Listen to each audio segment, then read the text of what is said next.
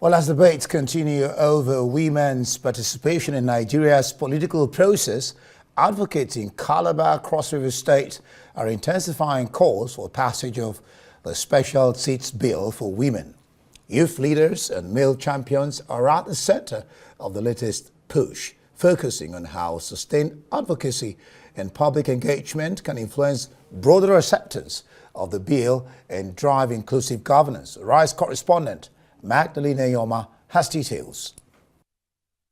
This engagement brings together youth leaders and male champions to advance the advocacy for the Special Seats Bill for women. Discussions center on strengthening advocacy messaging and expanding grassroots support for the bill. Facilitators say the engagement is structured to sharpen advocacy skills and align participants on clear, consistent messaging, while also keeping the bill relevant in public discourse. Financial test for prosecuting election for the Nigerian political system is very high. And the quickest way to do that is if you have electoral reforms that the people's vote would actually count.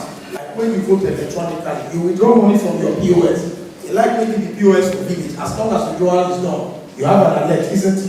So if you have an electoral system that the people's vote truly count, you'll discover that people who have money, they can still give you money and you go and vote what you need to vote. People who actually have a lot of influence are the youth and the male champions. And women can't do this alone. So they need the men to be people who are going to push them towards achieving the goal of having more women at the decision-making table and on the seat in terms of decision-making, political and leadership and representation.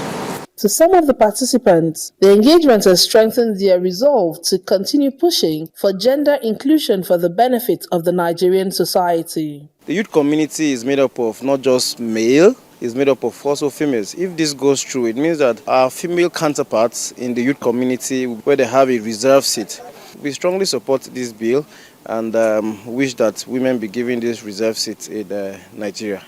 I am comfortable with the quest, with the struggle for a special seat for women. If you give more women the opportunity that men used to have, I believe that opinion will naturally be eroded.